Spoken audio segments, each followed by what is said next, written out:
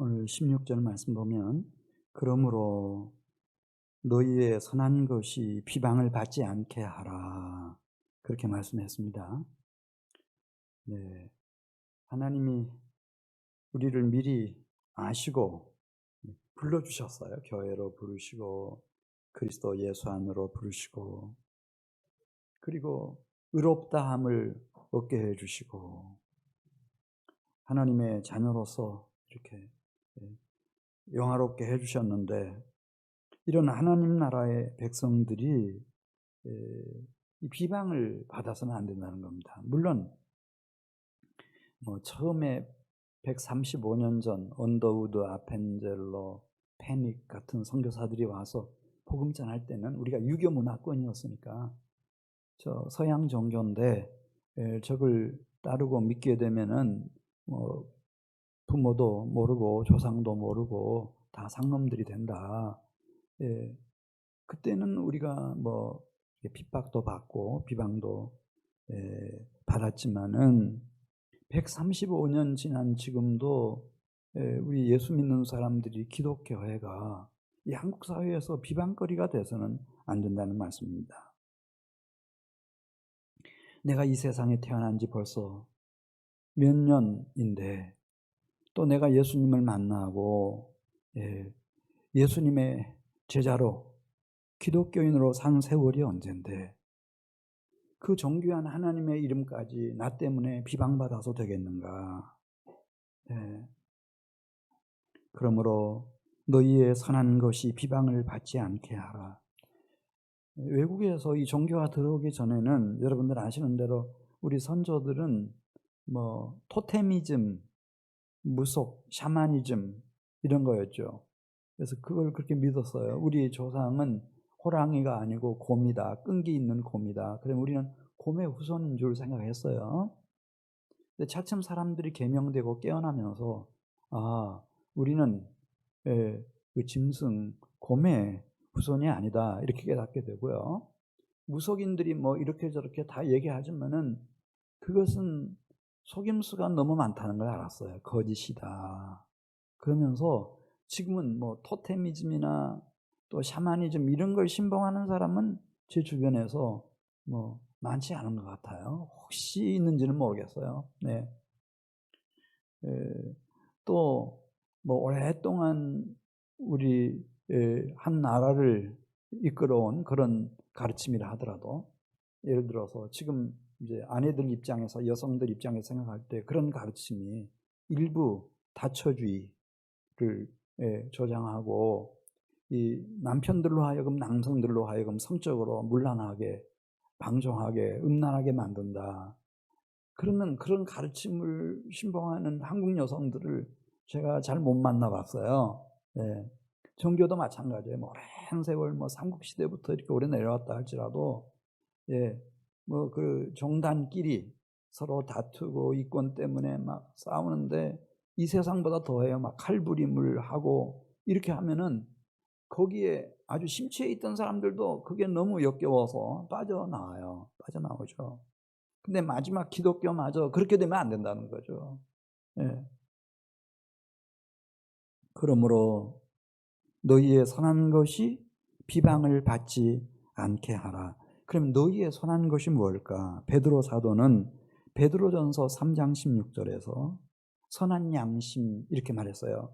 선한 양심을 가지라. 이는 그리스도 안에 있는 너희의 선행을 욕하는 자들로 그 비방하는 일에 부끄러움을 당하게 하려 함이라. 지난 주일 낮에 제가 이 양심에 대해서 말씀을 드렸습니다. 이 선한 양심과 함께 그리스도 예수 안에서는 은혜로 우리에게 그 선한 양심을 따라 살아갈 수 있는 자유까지 주셨어요. 예수께서 친히 말씀하시기를 그러므로 아들이 너희를 자유롭게 하면 너희가 참으로 자유로우리라. 주의 영이 계신 곳에는 자유가 있느니라. 진리를 알지니 진리가 너희를 자유롭게 하리라. 기독교가 존재하는 이유, 기독교 신앙이 목적하는 바는 예, 선한 신앙 양심을 회복시키고 그 선한 신앙 양심을 따라 살아갈 수 있는 자유를 확보해 주는 겁니다, 여러분. 구약시대 이사야라고 하는 선지자가 있었습니다. 이분의 예언을 나사렛 예수가 그대로 인용을 해가지고요. 나사렛 회당에서 이렇게 공포를 했습니다. 주의 성령이 내게 임하셨으니 이는 가난한 자에게 복음을 전하게 하시려고 내게 성령으로 기름 부으시고 나를 보내사 포로된 자에게 자유를. 우리가 몰라서 그렇지. 우리는 욕심의 포로였습니다. 죄의 포로고 저주의 포로였습니다. 사망의 포로였습니다. 공중권세 잡은 사탄 마귀의 포로였습니다. 포로된 자를 자유하게 해주고 눈먼 자를 그 흑암에서 자유케 해서 다시 보게 해주시고 눌린 자를 자유롭게 해주시고 주의 은혜의 해를 전파하게 하려 하십니다. 은혜의 해는 희년을 말합니다.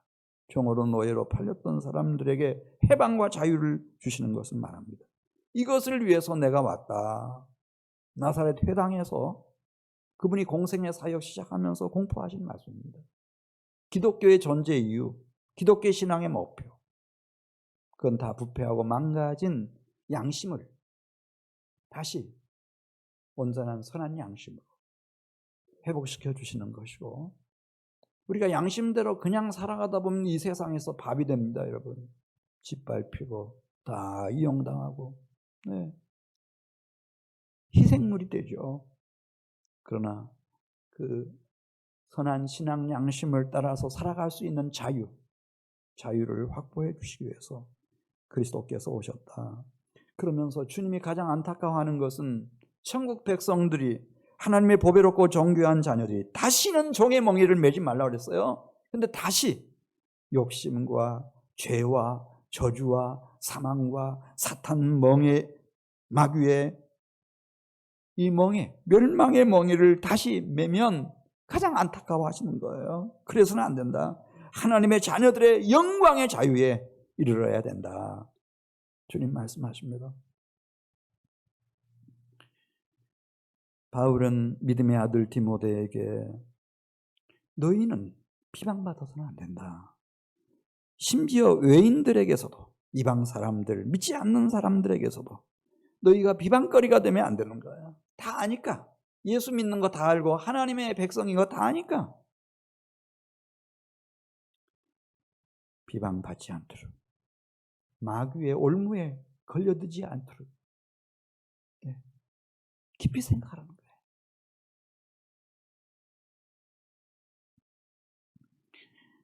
고린도전서 10장에 있는 말씀을 보면 고린도전서 10장 27절부터 29절까지 양심이라는 말을 6번 씁니다. 6번. 그러면서 이 자신의 양심, 선한 양심, 신앙 양심, 그 양심에 거리끼는 짓 하지 말라. 그 다음에 형제 자매들의 양심에 거리끼는 짓 하지 말라. 걸림돌이 되지 말라.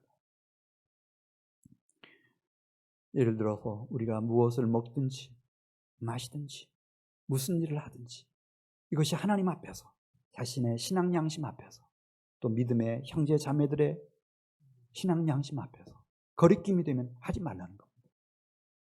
예를 들어서 나는 구약을 다 읽었습니다. 신약 성경도 다 읽고 정리를 했어요. 모든 음식은 깨끗하다, 이걸 알았습니다. 그래서 나는 돼지고기도 먹습니다. 그렇지만 여기 유대인 하나가 있는데 지금 우리 공동체에 예수 믿는 사람들의 모임에 처음 나왔습니다. 이 사람은 제사 음식 가립니다. 돼지고기 먹으면 안 된다고 생각합니다. 더더군다나 이 술에 대한 알레르기, 아버지로부터 받은 상처 때문에. 그래서 자기도 그런 유전인자를 가지고 태어났을 것이라고 생각하고, 근데 그 앞에서 포도주를 마십니다.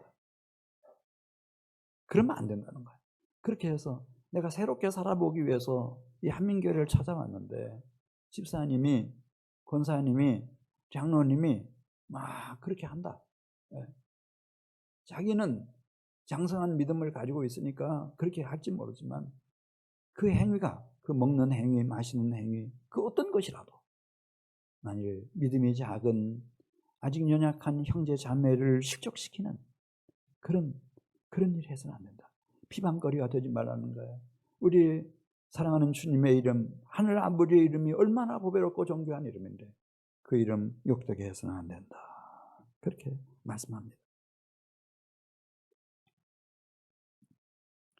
로마서 8장 1절에 보면 주께서 우리에게 주신 선한 선물, 그것은 지금껏 나도 모르는 사이에 죄와 사망의 법에 매여서 살아왔어요. 그 세력을 떨쳐버릴 수가 없었어요. 그런데 그리스도 예수 안에서 죄사함 받고 의롭다함을 얻고 주의 영이 임했습니다. 그 생명의 성령의 법이 나를 죄와 사망의 법에서 해방시켰어요. 그리고 이후로는 선한 양심을, 신앙 양심을 따라서 살아갈 수 있는 자유를 확보해 주시고, 그런 여기 생명의 성령의 법이라고 하는 말이 파울은 말해요. 그런 힘이 왔어요. 그렇다면은 16절에서 그러므로 너희의 선한 것이 비방받지 않게 하라. 이건 최소한 우리가 간직해야 할 중요한 명령입니다. 지금까지 어떻게 왔든 그걸 물으시는 게 아니에요. 지금 이 순간까지 여기까지 왔다면, 그리고 지금 여기 있다면 주님이 베풀어 주시는 은혜, 그 은혜 생각하면서 나 때문에 주님의 이름이, 하나님의 이름이 비방거리 되어서는 안 된다. 그런 사명감 가지고 있어야 된다. 말씀하시고. 자, 오늘 14장 17절 말씀 보겠습니다.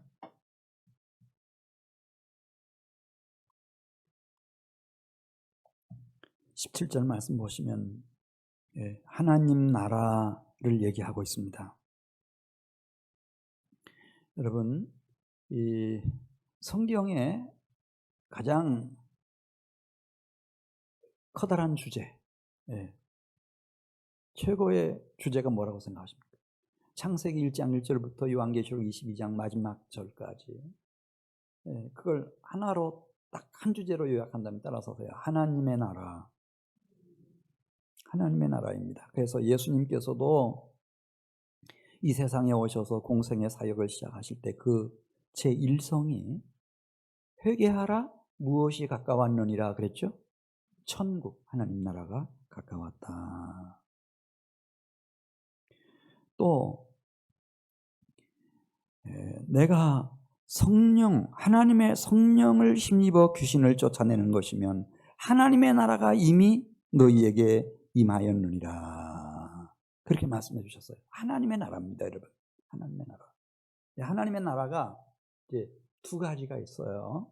그 신학자들은 이제 앞으로 미래에 우리에게 기업으로 주어질 옛 아직 도래하지 않은 새 하늘, 새 땅, 거룩한 성, 새 예루살렘 성의 하나님 나라, 미래에 우리가 들어가게 될 하나님 나라가 있고, 그다음에 또 한 가지는 그리스도 예수께서 이 세상에 오셔서 말씀하신 대로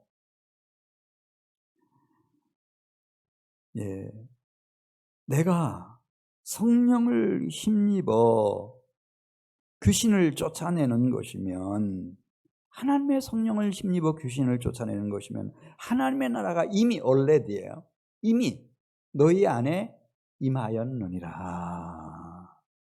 그리스도 예수 안에서 지금 내 심령 속에 이미 임재한 하나님의 나라, 이 두 가지가 있어요. 우리는 무엇을 위해서 부름을 받았나? 이 세상 나라를 위해서 사실 부름받은 건 아니고 주님께서 우리를 이렇게 교회로 부르시고 그리스도 예수께로 불러주신 것은 오늘 17절 말씀처럼 하나님 나라 위에서 주께서 불러주셨는데, 그 하나님의 나라는 우리가 일반적으로 세상 사람들이 생각하는 것처럼 먹는 것, 마시는 것, 입는 것, 그 마태복음 6장에 있는 말씀을 보면 누가 염려함으로 그 키를 한 자나 더 할 수 있느냐, 내가 더 커지는 것, 더 높아지는 것, 더 강해지는 것, 그 외적인 환경 속에 있는 게 아니라는 거예요. 하나님의 나라는 어디에 있는가? 오직 성령 안에 있다, 그렇게 말씀하십니다. 오직 성령 안에 하나님의 나라가 있다. 자, 우리 17절 말씀, 하나님의 나라는 먹는 것과 마시는 것이 아니요 오직 성령 안에서 의와 평강과 희락이라, 그렇게 말씀했어요. 오직 성령 안에서. 오직 성령 안에서. 이 얘기를 좀 하고 지나가야 돼요. 내가 예수님의 복음을 들은 지 오랜 세월이 흘러도 내가 교회 직분이 아주 중요한 직분을 얻어도 그건 소용없습니다. 따라서 하세요. 오직 성령 안에서. 오직 성령 안에서입니다. 이걸 깨우친 사람들이 그 오순절 그 복음주의자들인데, 아예 이걸 강조하기 위해서 교단 하나를 만들었어요. 이게 순복음 교단, 복음주의 교단이에요.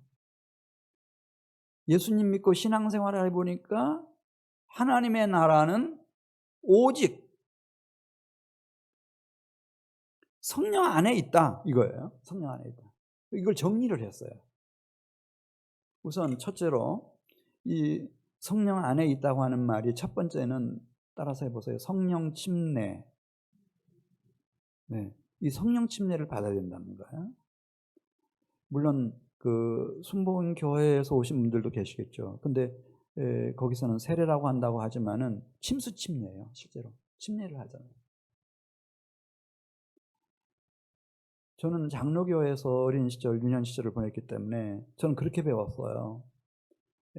예수 믿는 사람은 이미 성령 받은 사람이다, 이렇게 배웠습니다. 왜냐하면 성령께서 성경을 읽을 때 복음을 읽어내게 해주셨고, 복음 속에 나타난 하나님의 의를 찾게 해주셨고, 내 마음 문을 열고 예수님을 믿게 해주시고 영접하게 해주셨기 때문에 예수를 진심으로 믿는 사람은 이미 성령 받은 사람이다, 그렇게 배웠어요.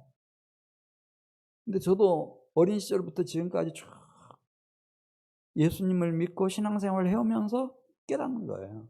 저도 정직해야죠, 설교가. 정직해야죠. 오직 성령 안에서 오르구나. 성령 침례가 꼭 필요하구나. 교회 다녀도 예수님 영접했더라도 성령 침례를 받지 않으면은 죄와 사망의 법을 이길 수가 없어요.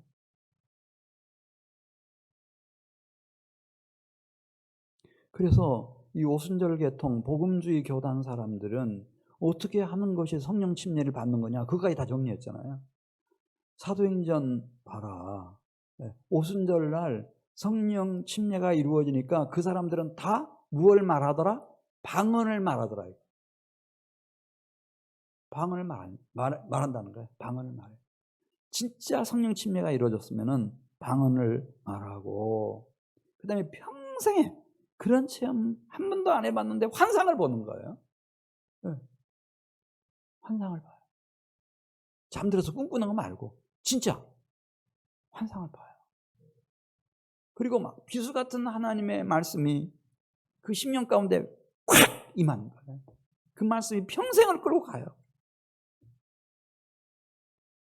그 다음에 뜨겁게 회개하며 기도하는데 온몸이 머리끝에서 발끝까지 막 뜨거워지기 시작하더니, 예, 그렇게 고질병으로 고생하던 병이 순식간에 사라졌어요. 치유를 경험한 거예요. 신유를 경험한 거예요. 그 다음에 내가 방언으로 기도하면서도 내가 무슨 기도했는지 모르는데 그냥 통변이 순식간에 와버렸어요. 기도하면 다 통역이 돼버린 거예요. 이게 성령 침례예요. 이거 필요하다. 성령 침례. 두 번째, 네, 성령의 권능이에요. 성령의 권능. 예수님이 그런 말씀하셨죠. 오직 성령이 너희에게 임하시면 너희가 무엇을 받는다고 그랬어요? 권능, 파워예요. 파워. 네. 그래서 제대로 성령 침례를 받은 사람들은 어려서부터 피어오던 니코틴 중독에서부터 한순간에 끊어져 버려요. 딱 정리를 하잖아요. 알코올 중독된 사람들, 예, 그 치료소에 가서 알코올 중독 치료받는 게 그게 보통 힘든 게 아니에요. 3개월씩, 6개월씩 그렇게 해놓고 밖에 나와서 막걸리 한 잔만 마시면 다시 재발돼 버리는 거예요. 돌아가실 때까지 그렇게 돼요.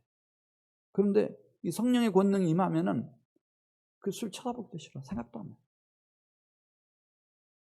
온갖 성적 중독, 온갖 못된 습관으로 고통하던 사람들이 그냥 한순간에, 예, 이게 성령의 권능이에요.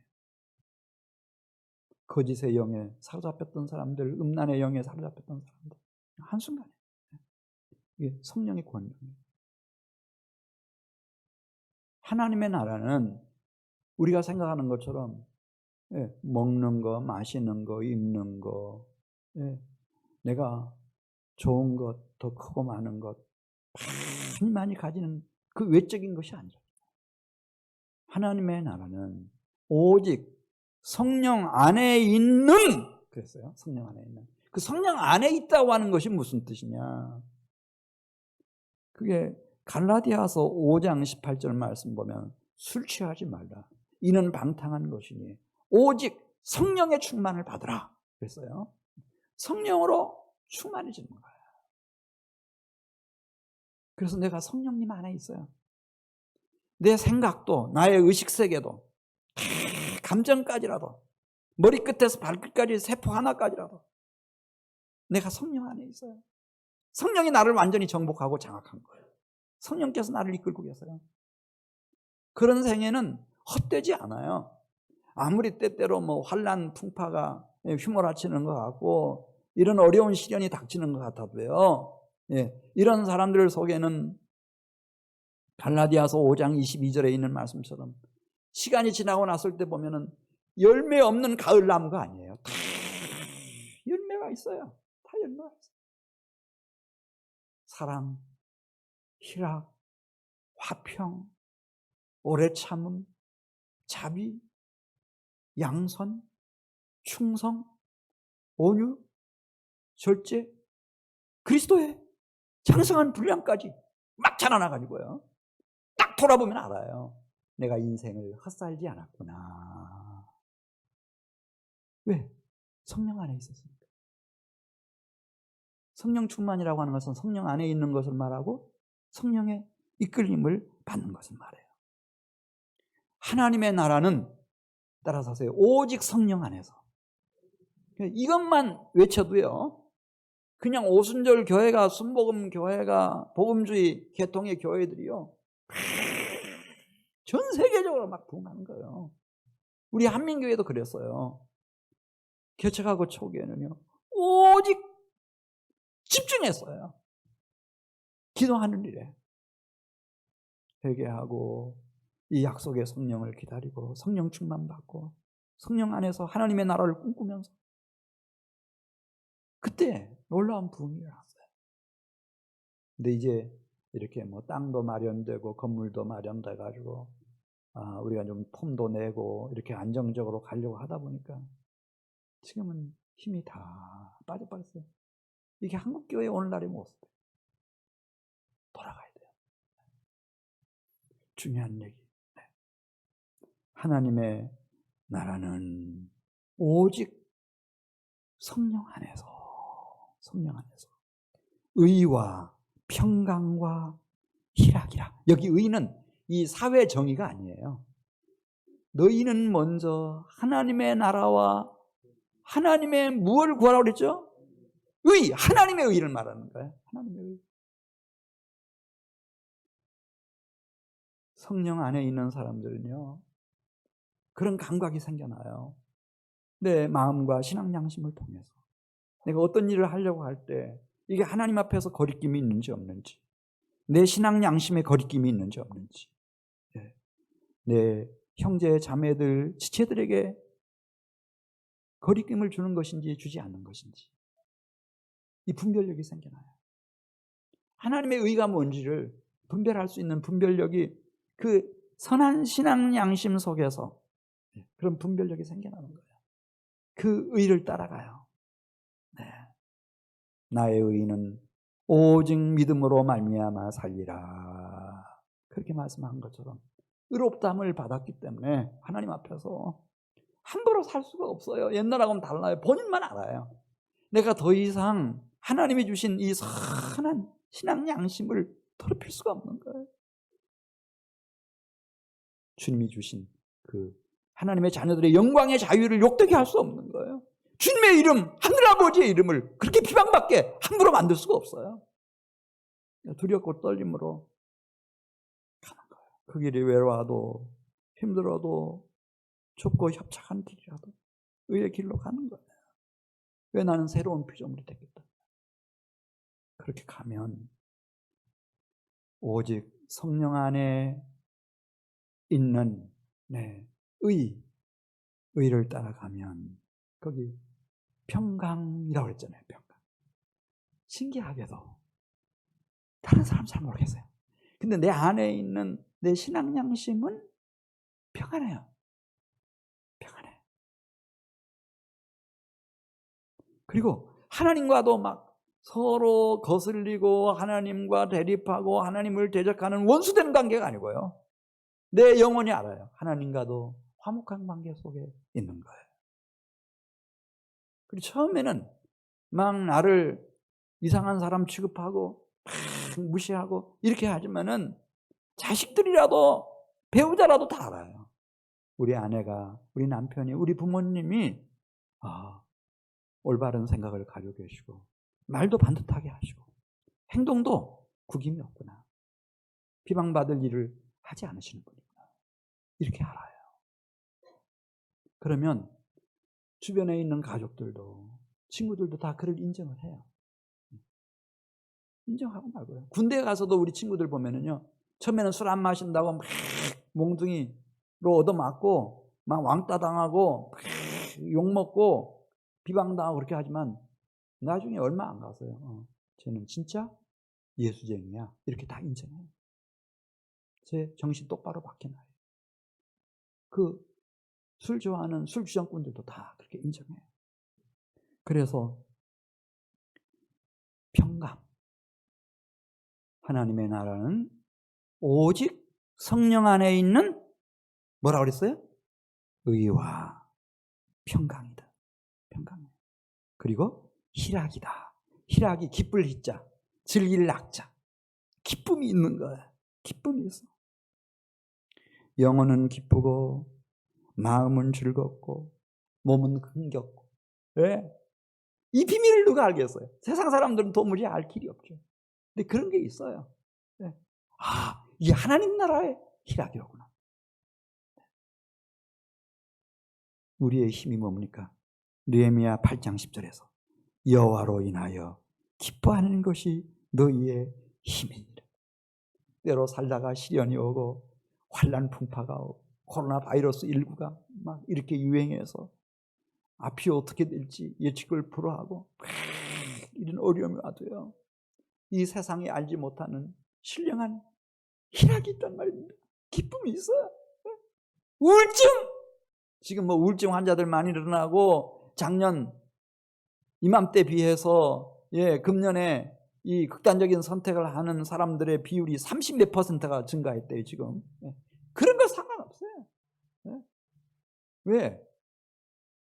오직 성령 안에서 하나님 나라의 삶을 누리면서 살아가니까.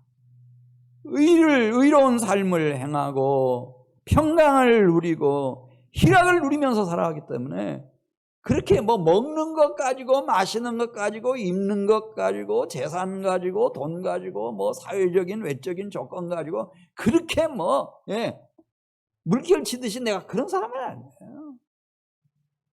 하나님의 보혜롭고 존귀한 자녀니까. 하나님 나라의 백성이니까. 이런 사람들은 시편 149편 집에 가서 한번 읽어보십시오. 이 사망의 음침한 골짜기 같고 눈물의 골짜기 같은 이 세상길을 걷는 동안에도요 노래가 있다는 거예요. 항상 샘물처럼 새 노래가 터져 나와요. 너무 기쁘고 즐거워서 희락이 있으니까. 네, 하나님께 서고를 치고 수금을 타면서 하나님을 찬양합니다. 덩실덩실 춤이 나옵니다. 왜?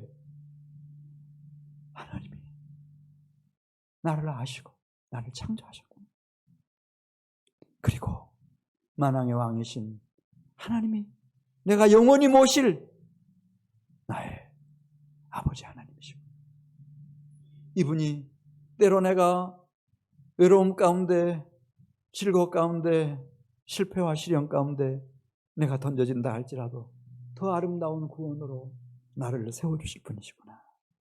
그렇게 믿으니까 시편 149편 6절에 있는 말씀 보면 그들의 입에는 하나님에 대한 찬양이 있고 그들의 손에는 두날을 가진 칼이 있도다. 이 두날 가진 칼이라고 하는 것이 권능의 검을 말하는 거예요. 누구도 와서 나를 쓰러뜨릴 수 없는 거예요. 그런 파워가 생겨나요. 파워가 생겨나요.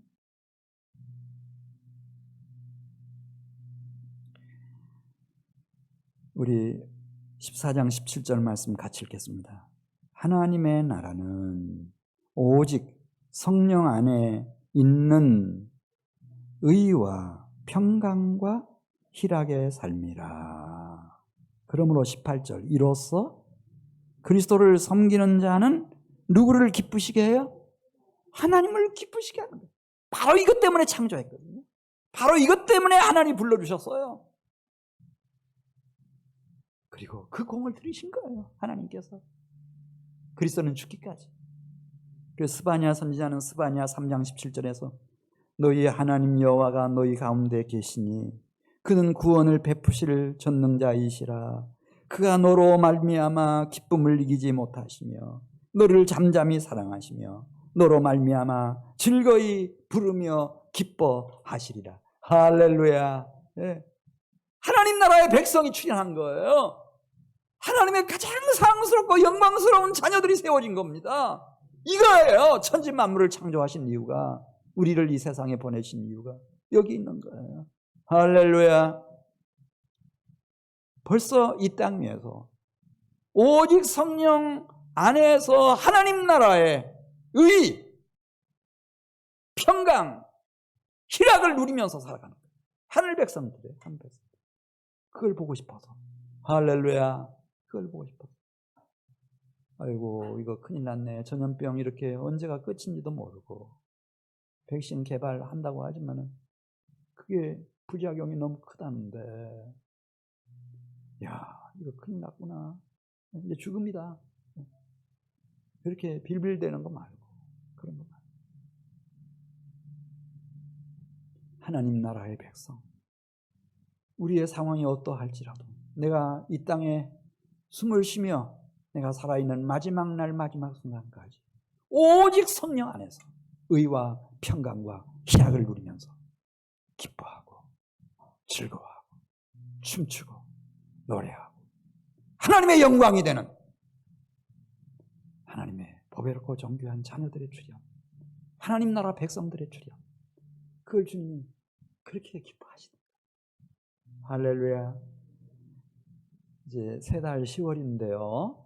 우리 한민교회 성도 여러분들이 이제 하늘 백성으로 살아가시기를 축복합니다. 너무 막 그렇게 불안해하지 마세요. 물론 우리가 이제 안전수칙은 잘 지켜야죠. 지혜롭게. 그래서 교회 와서 마스크 잘 하시고, 그 다음에 할 수 있으면은 하나님하고 대화하시고, 그냥 목례로 인사하시고, 이런 건 또 거리 유지하시고, 이런 건 잘 하셔야 되지만, 네. 왜냐하면 사탄 마귀에게 우리가 구실을 주면 안 되니까요. 한민교회에서 확진자가 나왔다. 그러면은 하나님의 그 영광스러운 이름 때문에 그래요. 주님의 이름 때문에. 교회라고 하는 이름 때문에. 그럴 수는 없잖아요. 나를 위해서도 방역에 힘써야 되지만은 우리가 주님의 이름을 위해서. 주님의 이름을 욕되게 하려고 우리가 여기 있는 건 아니잖아요. 네. 자, 18절 말씀. 이렇게 살아가는 사람들은 누구를 기쁘게 하는가? 우리 18절 말씀 보겠습니다. 이로써 그리스도를 섬기는 자는 누구를 기쁘시게 해요? 위로 하나님을 기쁘시게 하며 사람들에게도 비방을 받죠. 칭찬을 받느니라. 할렐루야. 다 칭찬받아요. 야, 저 예수 믿는 사람들은 대단하다. 네. 그런 감염병이 만연할 때도 어떻게 저렇게 쉬지 않고 기도하는가? 영과 진리로 하나님을 예배하는가? 지금 이 전염병 상황 속에 있는 이 지구촌을 위해서, 우리 대한민국을 위해서, 북한에 있는 우리 동포들을 위해서, 한국 교회를 위해서, 가족들을 위해서 어떻게 저렇게 용기 있게 그리고 간절하게 절실하게 기도하고 마침내 응답을 가져오는가? 놀랍구나. 놀랍구나.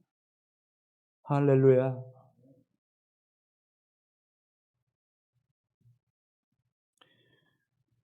(19절) 말씀 보겠어요. 19절에 우리가 이런 선한 하나님의 은혜에 축복 많이 받고 이 하나님의 사업을 무너지게 하는 자가 돼서는 안 된다고 그랬잖아요. 우리 19절 같이 봅니다. 그러므로 우리가 화평의 일과 서로 덕을 세우는 일을 힘쓰나니 음식으로 말미암아 하나님의 사업을 무너지게 하지 말라. 만물이 다 깨끗하되 거리낌으로 먹는 사람에게는 악한 것이라. 우리는 이 거리낌이 있으면은 일단 브레이크를 밟아야 돼요. 내 양심의 거리낌이 있든지, 또 하나님 앞에서 부끄러움이 있든지, 믿음의 형제 자매들의 신앙 양심에다가 거리낌을, 걸림돌을 제공하는 원인이 되든지, 그렇게 하면 딱 멈춰야 돼요. 일단 멈춰야 돼요. 왜냐하면 우리는 하나님의 사업을 무너지게 하는 자로 살 수는 없는 거예요. 여기 하나님의 사업, 그러니까 사업이 비즈니스인가 이렇게 생각하는 분들이 계시겠는데, 하나님도 무슨 비즈니스 하시나, 돈이 필요한가? 그게 아니고요. 이 독일어 성경이요, 정확하게 번역이 되었어요. 이 독일어로 베르크인데요, 사업이라는 말이, 베르크라는 뜻은 작품이라는 뜻이에요. 하나님이 우리 사업하시는 분들이, 기업하시는 분들이 사업하는 것처럼 하나님이 중요한 베르크를 하고 계세요. 베르크라는 그 원래 의미가요, 따라서서의 작품이라는 뜻이에요. 나를 이 세상에 태어나게 하셨어요. 사람으로 태어나게 하셨어요. 그리고 내 속에 하나님의 형상, 신의 형상을 그분이 빚어가고 계셔요. 작품으로 빚어가고 계시는 거예요. 그거 무너뜨리면 안 된다는 거예요. 네. 그리고 이 세계 안에, 이 땅 위에 어린 양의 신부가 될 거룩하고 영광스러운 주님의 몸된 교회, 이게 베르크예요. 작품이에요. 그분이 창세전부터 꿈꾸어 오시던 작품이에요. 이 교회가요. 이거 무너뜨리는 일을 하면 안 돼요.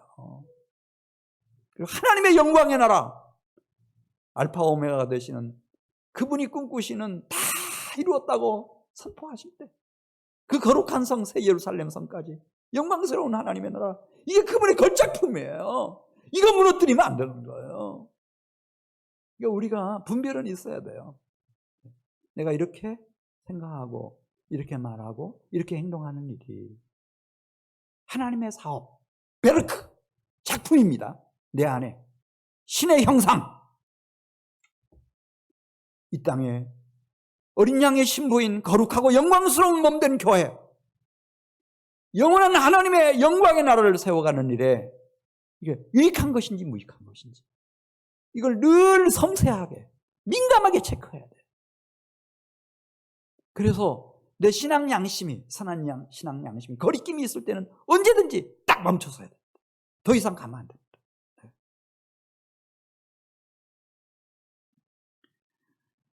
그 욥이 시련과 환난을 당할 때 마지막 보루가 자기의 양심이었습니다. 신앙 양심. 가족들의 평가까지라도, 가장 절친한 친구의 평가까지라도, 세상 사람들의 모든 인기는 다 바람 같은 거예요. 다 지나가요. 결국은 하나님 앞에까지 가서 나의 혀와 나의 입술로 나 자신을 자백하고 직구하는 그 책임은 누구에게 있나? 내 안에 들어있는 이 양심 속에 있어요. 신앙 양심 속에 있어요. 선한 신앙 양심 속에 있어요. 그래서 욥이 이렇게 말해요. 내 마음이 나의 생애를 비웃지 아니하리라. 선한 신앙 양심이 살아있는 나의 마음만은 나를 비웃지 않을 거다. 이거예요, 여러분.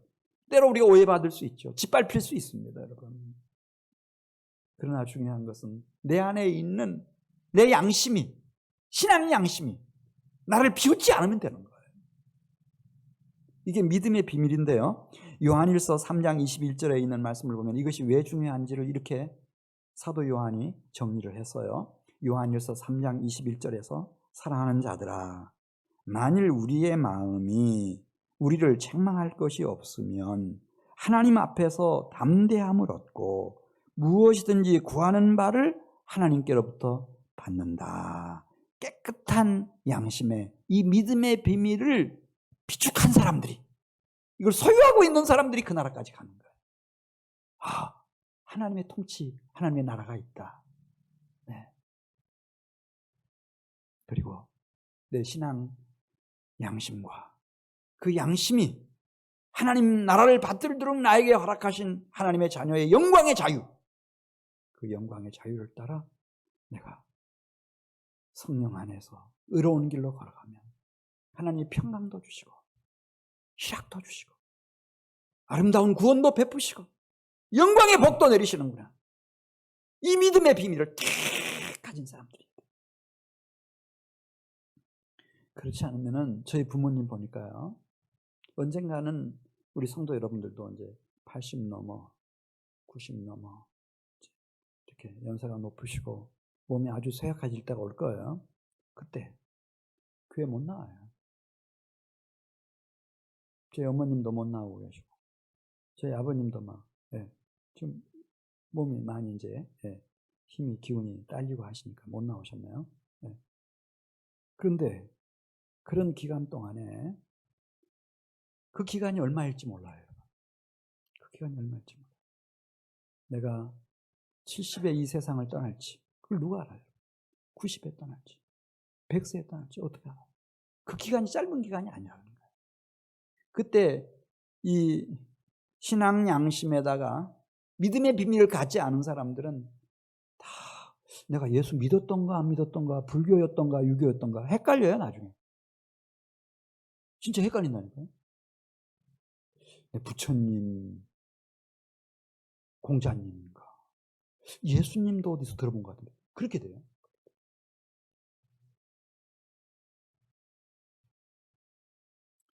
그래서 22절 23절에 있는 말씀을 보면 지금 하나님이 아직까지 시간을 주시고 총명을 주시고 건강을 주셨을 때 깨끗한 양심에 믿음의 비밀을 가진 성도들이 되셔야 돼요. 하나님 나라의 믿음의 비밀을 가진 사람들이 되어야 돼요.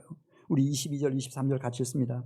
내게 있는 믿음을 하나님 앞에서 스스로 지키고 있으라. 자기가 옳다 하는 바로 자기를 정죄하지 아니하는 자는 볼때 두 가지 얘기하죠. 하나님 앞에서고 또 한 가지는 자기 신앙 양심 앞에서. 그리고 23절입니다. 의심하고 먹는 자는 정죄되었나니 이는 믿음을 따라 하지 아니하였기 때문이라. 믿음을 따라 하지 아니하는 것은 다 죄니라. 여기 믿음이라고 하는 것은 신앙 양심의 근거를 두고 있는 확실한 하나님의 의를 말합니다. 그 의를 추구하는 믿음. 그래 이제 말씀을 정리하겠는데요.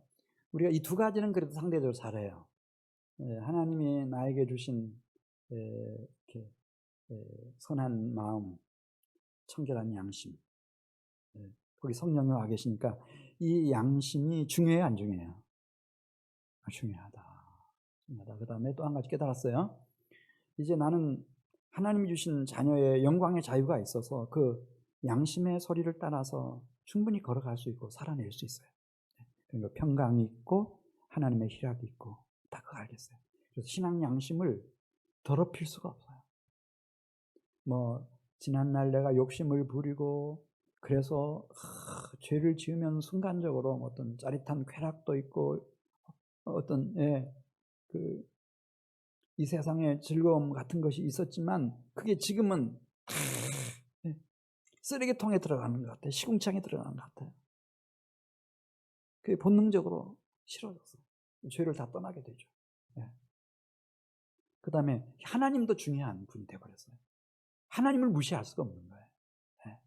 하나님 앞에 내가 있구나. 하나님의 자녀로서 하나님의 영광스러운 백성으로서 하나님 앞에 있구나. 하나님 아버지 앞에 내가 있고. 그래서 하나님도 잘 모실 수 있어요. 근데 문제는 오늘 본문에서 계속 강조하고 있는 것처럼 형제 자매 앞에서입니다. 우리가 조금만 방심하면 그냥 나 중심이 돼가지고 형제 자매의 신앙 양심을 막 무시할 수 있어요. 뭐 왜 그 광복절 집회에 광화문에 왜 간 거야? 막 이렇게 할 수 있죠. 공격할 수 있죠.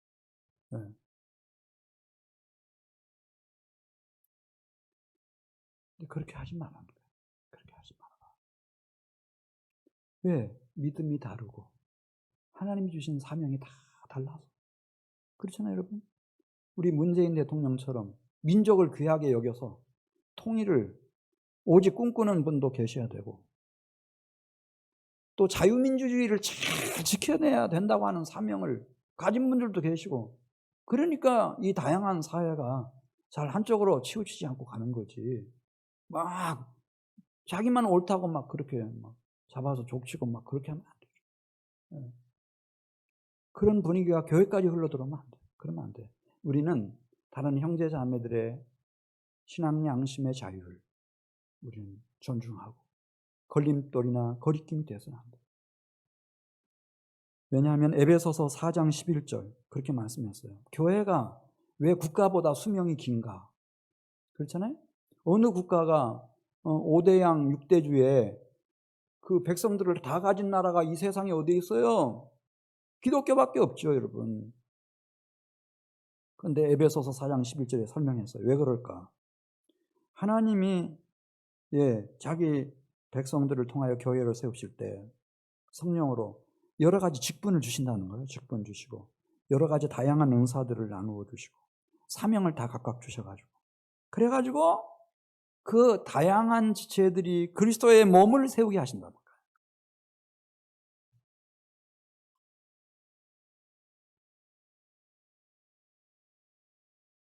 그러니까 하나가 무너지면 다 무너지는 그런 구조가 아니에요, 우리는. 네. 에베소서 4장 16절에 있는 말씀을 보면은 이게 왜 중요한가? 나하고 굉장히 다른데도 불구하고 같이 이렇게 협력해서 지체로서 같이 가는 게 중요한가? 에베소서 4장 16절에 이렇게 말씀합니다. 그에게서 온 몸이 각 마디를 통하여 도움을 받음으로 연결되고 결합되어 각 지체의 분량대로 역사하여 그 몸을 자라게 하며 자, 다 우리 직분이 달라요. 은사가 다르고 받은 바 사명이 다 달라요. 개인의 역사가 다 다르고요. 네, 다 달라요. 그렇지만 목표는 하나예요. 그리스도의 몸을 세우는 거거든요. 그 몸을 세워가는 동안에 사랑 안에서 스스로 세우느니라. 자기 자신도 세워진다는 거예요. 이 원리예요.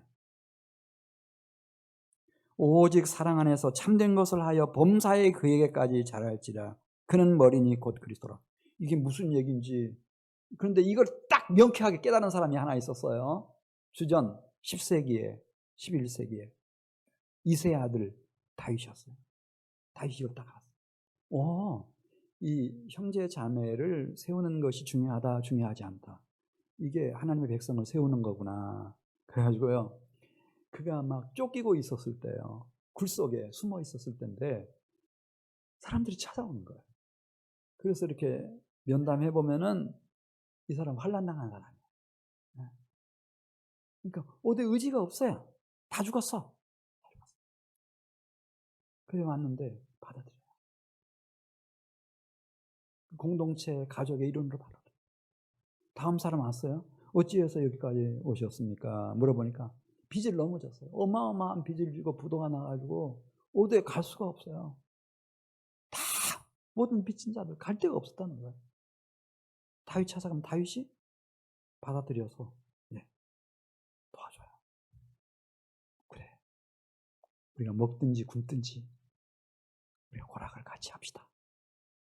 또 누가 왔어요. 너무 심한 상처를 받았어요. 이제 그 자리에 있으면은 뭐 한 명만 죽일 게 아니야. 칼을 뽑아 들고 돌로 다쳐 죽일 것 같아. 그래 도망쳐서 왔어요. 원한 맺힌 사람들 받아들였어요. 그래가지고 일주일이 아니고 한 달이 아니고 1년이 아니고요. 그 긴 세월을 세워놔요.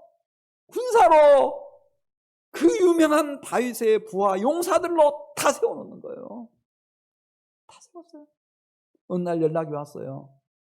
불구대천의 원수 사울이 죽었다는 거예요. 얼마나 통쾌해요. 장례식 치를 사람도 없어요.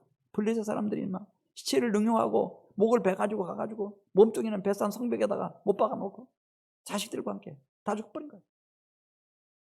그때 그렇게 짓밟히고 죽임당한 사울을 세워줘요. 정말 다른 거 생각하잖아요. 사울은 하나님의 기름 부음 받은 종이다. 그것만 생각해요. 그래서 진심에서 우러나는 조문, 문상, 조상하고 그리고 조가를 지어서 자기가 시를 써가지고 온 유다 사람들로 참 이스라엘 사람들 그 노래를 부르면서 다윗이 살았을 때 정말 겸손했을 때 왕으로서 어떻게 중요한 역할을 했는지 하나님의 한 시대 그 아들 요나단과 함께 얼마나 영웅 같은 용사들로 쓰셨는지 칭송하고 그래서 용기를 내서 길르한 야베스 사람들이 그 시신을 정갈하게 잘 장례를 치러주고 나니까 그렇게 축복하죠. 하나님의 진리의 뜻을 받던 그대들에게 하나님의 은혜와 축복이 있을지어다. 아브넬이라고 하는 자가 지난날에 잘못 괴롭혔던 거, 위협했던 거, 죽이려고 했던 거 다 용서해 줬는데도요, 이스보셋이라고 하는 사울의 아들, 넷째 아들을 앞세워가지고 반역을 했잖아요. 배반을 하고 배신을 한 거예요. 그 아브넬이 죽었어요. 살아있을 때 얼마나 못된 짓 많이 했어요. 너무 많은 사람들을 죽였어. 유다 사람들을 죽였어. 그런데도요, 아브넬이 죽었을 때 다 세워주죠. 아브넬은 큰 지도자였다.